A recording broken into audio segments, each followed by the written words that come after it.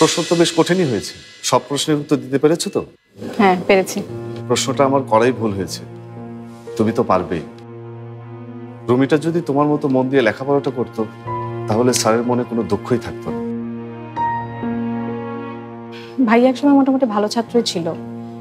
বাবার মন মতো রেজাল্ট করতে না পারলেও খারাপ করতো না, সেটা তো তুমি ভালো করেই জানো।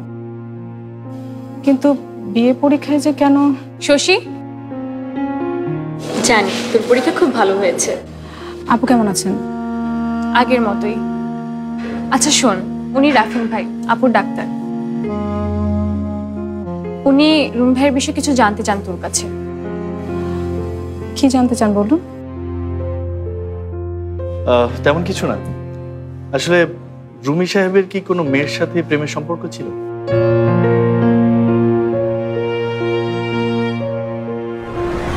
আমি আবার ফিরে আসবো শশী। বাবা সুস্থ হয়ে যাবে, আবার আগের মতো হাঁটতে শুরু করবে।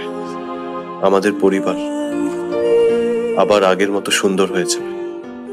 আসলে মেঘের ট্রিটমেন্টের জন্য এই প্রশ্নের উত্তরটা জানা খুব দরকার। না, ছিল না। আমি আপনার সাথে এখন কথা বলতে পারছি না, আমাকে বাড়ি যেতে হবে। কিছু মনে করবেন না, আসলে সেদিনের অনুষ্ঠানে যা হয়েছে। বুঝতে পারছি। ঠিক আছে, আপনি যান। ওনার এখন আপনার কোম্পানি খুব দরকার।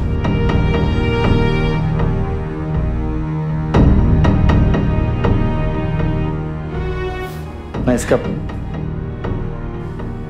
কি ভাবছো? একবার রুমি ভাইকে একটা মেয়ের সাথে দেখেছিলাম, সেদিন আপুও ছিল আমার সাথে। আপু দেখে খুবই রেগে গিয়েছিল।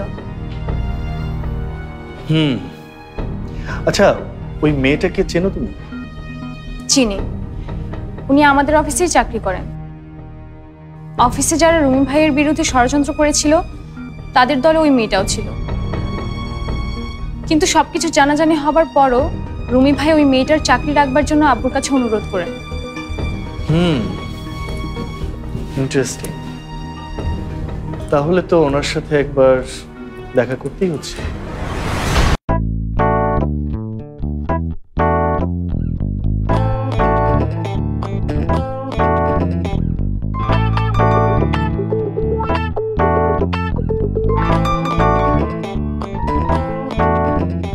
এর লিগাই কয় পোলাপাইন গাছে ধরে না।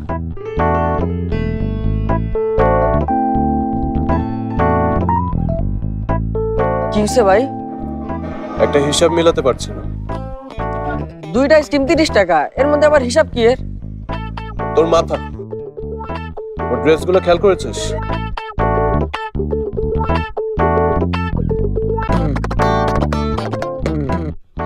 খুব সুন্দর। তা দাম